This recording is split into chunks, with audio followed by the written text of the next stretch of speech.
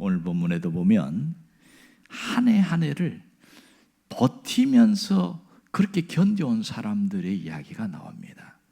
그들은 자유인이 아니었어요. 노예로 살아가던 사람이었습니다. 바로 이스라엘 백성들이었어요. 그들은 고국을 잃어버리고 포로로 끌려가서 무려 수십 년 동안 포로 생활하고 있는 이스라엘 백성이었습니다. 오늘 본문이 바로 배경이 그렇습니다. 그러니까 지금으로부터 2700년 전에 이스라엘 백성들이 바벨론 포로로 끌려가서 있을 때의 그 말씀에 대한 그 상황을 본문이 잘 이야기를 하고 있습니다. 이런 일이 있을 것이라고 150년 전에 이사야라는 선지자가 이 얘기를 했단 말이에요. 그때 그 얘기를 믿은 사람이 거의 없었어요. 왜? 지금 아무 문제 없으니까 앞으로 일어날 일에 대해서 무슨 관심 갖겠습니까? 하지만 세월이 흐르면서 정말로 나라가 망하고 백성들은 포로로 끌려갔습니다. 1차, 2차, 3차, 3번에 걸쳐서 포로로 많은 사람들이 잡혀간 거죠. 그 현실은 너무 비참했습니다. 왕궁이 불태워지고 예루살렘 성이 망하고 무너지고 나라가 완전히 피폐해졌어요. 이런 상황 속에서 그들의 삶은 사는 게 아니에요. 말이 사는 것이지 이게는 죽을 맛인 거죠. 죽지 못해서 사는 것이 그들의 모습이었습니다. 비통함과 슬픔과 눈물과 통곡과 아픔, 뭔가 억울해도 하소연할 데가 없는 그러한 삶을 살았습니다. 그러한 때에 하나님의 예언이 주어진 거죠. 이 예언의 말씀은 이스라엘 백성들에게 희망의 메시지였어요. 그러한 상황 속에 150년 전에 미리 이 예언을 했다는 겁니다. 놀라운 것은 이사야가 그들이 이렇게 피폐한 삶을 살기 전에 인봉됐던 봉인된 말씀을 있었다는 걸 몰랐는데 포로로 잡혀가서 이사야를 열어보니까 이런 예언이 있다는 걸 깜짝 놀란 거예요. 더 놀란 것은 하나님께서 다시 돌아오게 해줄 것이라는 약속을 했다는 거예요. 이게 무슨 말인가? 그래서 오늘 보라 내가 새 일을 행할 것이다, 그 얘기를 하고 있습니다. 보라 내가 새 일을 행할 것이다. 이 히브리어가 보면 굉장히 짧은 단어인데 잘 보일지 모르겠습니다만 히브리어는 왼쪽에서 오른쪽으로 읽어야 됩니다. 이게 우리나라하고 달라요. 하느니 오세 하다샤, 이게 히브리어예요. 보라 내가 새 일을 행하리라. 이 말씀이 열렸단 말이에요. 사람들이 깜짝 놀라는 거죠. 아니 하나님이 새 일을 행한다는데 그 새 일이 뭐냐는 거예요. 어떤 일이 벌어질 거냐, 그런 것에 대해서 굉장히 관심이 있습니다. 자, 이 하나님이 말씀하신 새 일은 그들이 상상할 수 없는 깜짝 놀랄 만한 회복을 말합니다. 그것은 고국으로 돌아가는 일이었어요. 그때는 말도 안 되는 일이었습니다. 왜냐하면 그 강력한 초강대국인 바벨론이 지배하고 있는 시대에 바벨론이 지배하는데 어떻게 우리가 고국으로 돌아가? 불가능하다고 생각했던 것이죠. 그런데 하나님이 행하시면 새 일은 이루어집니다. 하나님이 행하시면 새 일이 이루어져요. 무슨 일이 벌어진지 알지요? 이미 성경을 아는 사람, 배경 아는 사람은 압니다. 그 강대한 바벨론 무너지지 않을 것이라고 생각했는데 페르시아의 키루스, 성경에는 고레스로가 나옵니다. 키루스 왕에 의하여 순식간에 무너져 버립니다. 더 놀라운 것은 이 키루스 왕이 유대 백성들은 고국으로 돌아가라, 이렇게 칙령을 내리는 거예요. 고국으로 돌아가라. 이게 어떻게 가능하냐는 거예요. 이게 이런 일이 일어났거든요. 자, 그러면 여기서 이런 의문점이 생기는 거예요. 하나님은 전능하신 분이고 하나님은 바벨론도 능히 제압할 수 있는 능력이 하나님 아니냐는 거예요. 그런 하나님이라면 우리나라가 망하기 전에 하나님이 우리를 지켜줘야 되는 거 아니냐는 거예요. 우리가 왜 이렇게 끌려와가지고 이렇게 비참한 삶을 살아야 되느냐, 왜 이런 데서 이제 와서 이런 얘기를 하시냐는 거예요. 화가 날 수 있지 않겠습니까? 여러분, 왜 하나님께서 이렇게 150년 후에 이 나라가 망한 이후에 이 말씀의 예언을 다시 들려주게 할까요? 왜 그래요? 그것은 이스라엘 백성들이 하나님의 말씀을 믿지 않았기 때문에 그렇습니다. 하나님의 말씀을 안 믿었어요. 이미 이사야가 예언할 때 그들이 포로 생활하기 150년 전에 너희들이 이렇게 살면 나라가 망하고 어려워진다고 얘기했어요. 만일 그때에 회개하고 돌이켰다면 나라가 망할까요? 안 망할까요? 안 망하죠.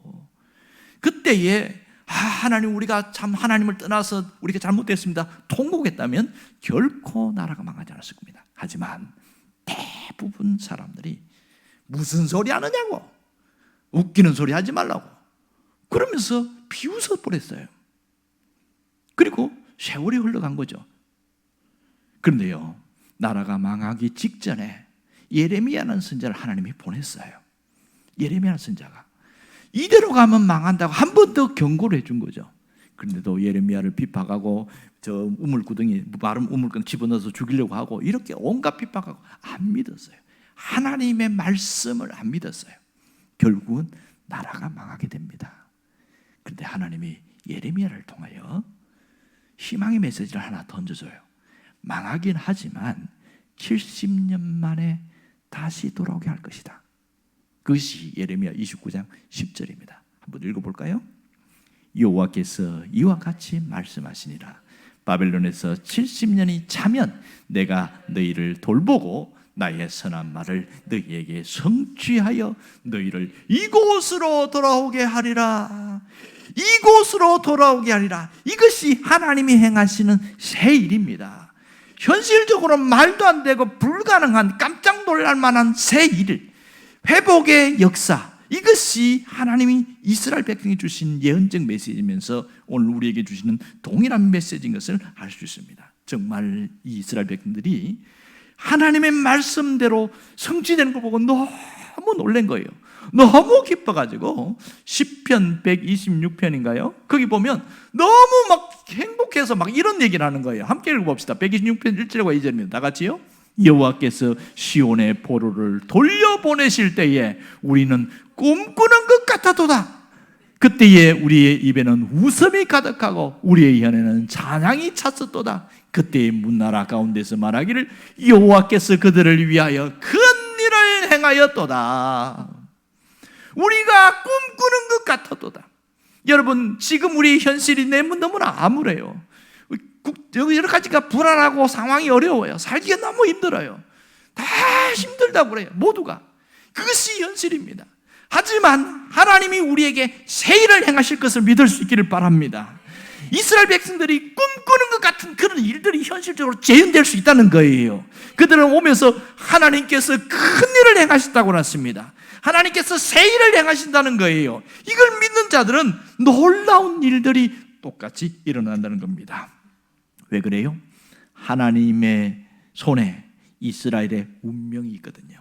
초강대국인 바벨론의 손에 이스라엘 운명이 있는 게 아니라 하나님의 손에 운명이 있습니다. 우리의 운명은 누구의 손에 있느냐? 하나님의 손에 있음을 잊지 않기를 바랍니다. 하나님이 붙들고 있기 때문에 우리의 삶은 달라지는 거예요. 여러분, 하나님을 붙들고 새 일을 행하시는 하나님을 신뢰하고 나가는 사람에게는 단어가 있는데 내일이라는 단어가 확실히 선명하게 있고, 또 하나는 꿈이라는 단어고 또 하나는 소망이라는 단어입니다. 아무리 현실이 어려워도 하나님이 열어나가면 열린다는 거예요. 이것이 우리가 붙들어야 될 겁니다. 여러분, 하나님의 말씀은 인생의 출구가 보이지 않는 터널 같은, 끝없이 이어지는 터널 같은 그런 상황 속에서도 하나님은 출구가 되신 것을 믿을 수 있기를 바랍니다. 우리 인생의 출구가 되시는 하나님을 온전히 바라볼 수 있기를 바랍니다. 탈출구가 보이지 않는 내 막막한 내 삶의 현실 속에서 이제 언제 끝나냐, 언제 해결되냐, 아무리 노력해도 아무리 열심히 해도 끝이 없고 늘 모자라고 어렵고 늘 힘들고 늘 아프고 늘 쪼들리고 이런 상황 속에서 하나님이 출구를 열어나가신다는 거예요. 인생의 출구를 하나님이 열어나가시는데 우리는 뭘 해야 되냐? 그 하나님을 바라보기만 하면 되는 겁니다. 그 하나님을 바라보기만 하면 됩니다. 오늘 예레미야의 예언의 말씀을 듣고 이사야의 예언을 듣고 하나님을 바라보았던 소수의 사람들이 있었습니다. 그들은 모두 고국으로 돌아갔어요. 하나님의 말씀을 붙들었던 사람들은 모두 고국으로 돌아가서 다시 한번 고국에서 재건 활동을 했던 것을 알 수 있습니다. 여러분, 새 일을 행하시는 하나님, 그 하나님의 역사가 우리 삶에 일어나기를 원합니다. 하나님이 새 일을 행하면 우리 삶에 회복이 일어납니다. 우리 인생에 회복이 일어납니다. 어떤 회복이 일어날까요? 하나님이 일으키는 회복은 영혼의 회복입니다. 하나님이 일으키시는 회복은 삶의 회복이에요. 하나님이 역사하시는 회복은 관계의 회복입니다. 무너진 가정이 회복되고 일상이 회복되는 놀라운 역사가 일어난다는 거예요. 여러분의 삶에 이런 회복 역사 있기를 바랍니다. 그러므로 하나님의 회복을 바라는 사람들은 뭘 해야 돼요? 온전히 하나님을 신뢰할 수 있어야 됩니다. 회복을 원한다면 하나님을 전적으로 신뢰할 수 있기를 바랍니다. 이렇게 하나님을 신뢰하는 자에게 뭐가 열릴까요? 탈출구가 열리는 거예요. 막혀있던 문이 열리는 겁니다. 앞이 절벽이라고 하고 절망 같아온데, 절벽인데 하나님이 길을 열는데 거기에 다리가 열리는 거예요. 꽉 막혀있는데 하나님이 뚫어내시는 놀라운 역사가 있습니다. 여러분, 사람이 왜 절망하는 줄 아세요? 탈출구가 없어서 그래요. 길이 안 보이니까 절망하는 거죠. 지금 우리가 살아가는 현실을 보면 절망할 게 너무 많습니다. 여기저기 들리는 소리가 힘들다, 살기가 너무 힘들다. 그런데 안 살 수가 없잖아요. 살아가야 되고 어떻게든지 뚫고 나가야 되는데 현실은 너무 힘들다는 거예요. 이게 우리 현실이거든요.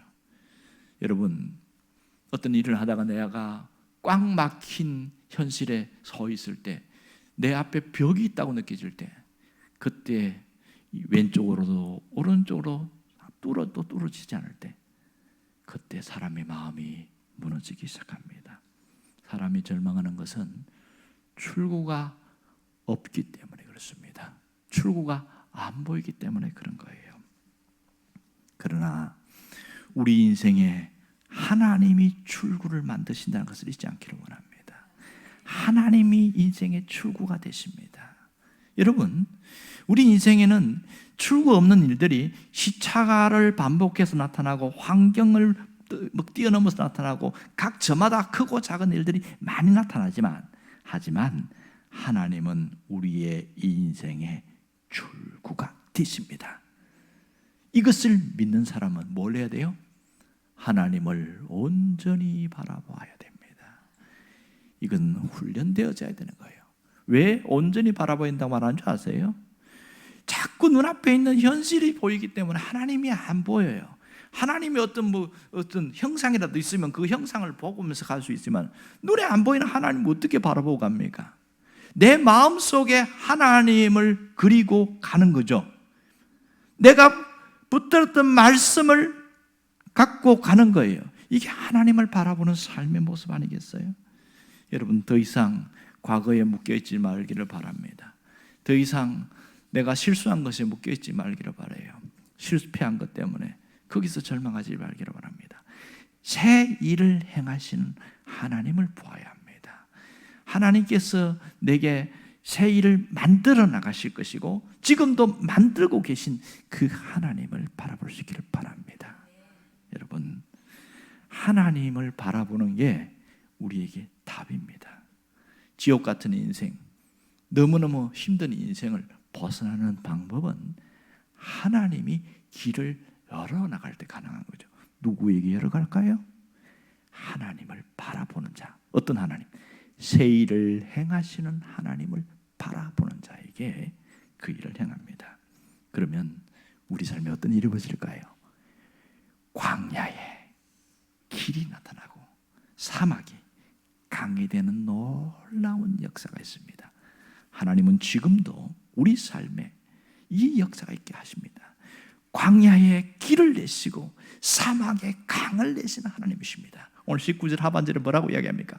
보라, 반드시 내가 광야의 길을 사막에 강을 내리니, 이렇게 하나님이 말씀하셨어요. 이 하나님 말씀은 그대로 이루어졌습니다. 사실 현실적으로는 불가능해요. 여러분, 광야의 길이 가능합니까? 안 가능합니까? 불가능해요. 불도저로 밀어놔도 큰 모래바람 지나가면 길이 싹 없어집니다. 광야에는 길이 날 수가 없어요. 동서남북이 거기가 거기예요. 그런데 하나님이 거기에 길을 내겠다는 거예요. 고속도로를 내겠다는 거예요. 사막에 강을 낸다. 말도 안 되는 일이에요. 아무리 비가 쏟아져도 그냥 비가 확 쏟아지면 좀 낮은 곳은 물줄기가 쫙 흘러가다가 비가 그치는 즉시 물이 쑥 들어가 봅니다. 사막이니까. 거기 무슨 강이 나오겠어요. 강물이 나온 흔적만 있지. 그런데요, 하나님이 일하시면 그 일들이 나타납니다. 실제 역사적인 증거가 있지요. 광야에 길을 내신 하나님 어떻게 했습니까? 이스라엘 백성은 40년 동안 다니면서 그들이 헤맨 적이 있어요? 광야인데 분명히 하나님이 구름기둥과 불기둥을 이끌어서 갔잖아요. 길이 만들어졌거든요. 사막에 강을 내셨는데 이게 무슨 말이에요? 물이 없어가지고 절절절절 매고 있을 그때에 하나님께서 큰 바위, 반석에서 물이 쏟아져 나오는데 그 물이 얼마나 양이 많은지 수십 톤 넘는 수만 톤이라고 그래요. 왜냐하면 200만 명이 먹고 가축들이 먹으려고 그러면 거기에 강물을 이루지 않으면 먹을 수 없다 그렇게 이야기했어요. 굉장한 많은 양의 물이 쏟아져 나왔다는 겁니다. 그런 일들이 한두 번이 아니고 40년 동안 자주 일어났습니다. 하나님이 행하시면 이 엄청난 일들이 일어난다는 거예요. 그건 무슨 말입니까? 우리 삶에 지금 현실적으로는 계산해 보면 답이 안 나와요. 아무리 계산을 해봐도 이거는 해결이 안 돼. 그런데 하나님이 행하시는 그 일에는 너희 삶이 광야 같냐? 너희 삶이 사막 같냐? 걱정하지 마라. 내가 길을 낼 것이다. 내가 강을 낼 것이다. 그 얘기 하시고 계시는 거예요. 믿음으로 받아들일 수 있기를 바랍니다. 아멘 하는 자에게 하나님의 역사가 있습니다. 믿을 수 없는 일이 일어나고 깜짝 놀랄 만한 획기적인 놀라운 역사가 하나님 안에서 나타나는 겁니다. 여기에 제가 주석을 보니까 여기 뭐라고 써놨냐면 광야에 길을 내고 사막에 강을 낸다는 것은 단순히 그냥 길이 늘리고 그냥 강물이 있다는 뜻이 아니라 공급하심이라고 이야기를 써놨어요. 그걸 보면서 그렇구나. 하나님께서 이 길을 내시고 강을 내시는 것은 우리 삶에 하나님의 공급하심이 있구나. 그걸 알게 된 거예요. 하나님이 우리의 삶을 채워주신다는 것을 믿을 수 있기를 바랍니다. 이게 강을 내시고 길을 내시는 하나님의 역사심입니다. 분명히 내가 가진 것이 없는데, 분명히 내가 들어올 곳이 없는데 돌아보니까 채워져 있어요. 돌아보니까 해결되어 있어요. 이거 어떻게 된 거지? 답이 안 나오는데 해결됐더란 말이에요. 누가 하신 일입니까? 하나님이 하신 일입니다. 하나님께서 그 영광 가운데 우리에게 모든 풍성한 대로 쓸 것을 채우실 걸 믿을 수 있기를 바랍니다. 하나님은 이 놀라운 일들을 바로 역사하셔요. 왜요? 하나님이 어떤 분이길래, 하나님이 어떤 분인지를 알아야 됩니다. 수도 없이 이야기하지만 하나님을 모르니까 문제예요. 하나님은 어떤 분이에요? 하나님은 어제나 오늘이나 영원토록 동일하신 분이십니다. 하나님은 어제나 오늘이나 영원토록 동일하시다는 것은 무슨 말이에요? 하나님은 변함이 없으시다는 겁니다. 하나님이 말씀하신 것은 2000년 전, 3000년 전에 얘기한 것도 동일하게 이루신다는 얘기예요.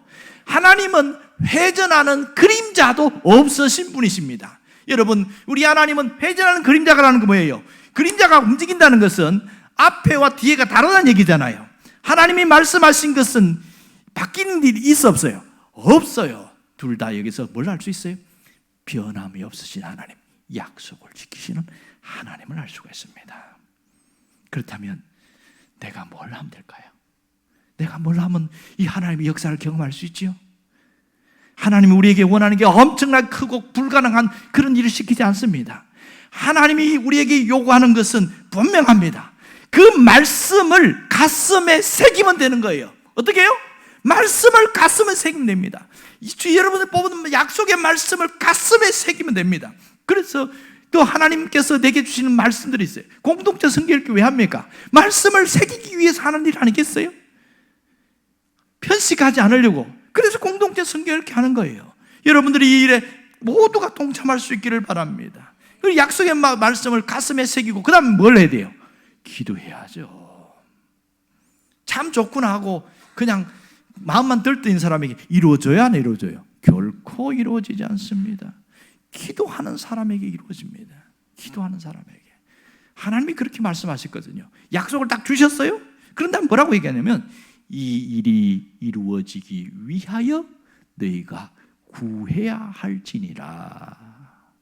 이 말씀이 이루어지도록 기도하는 것이 대단히 중요합니다.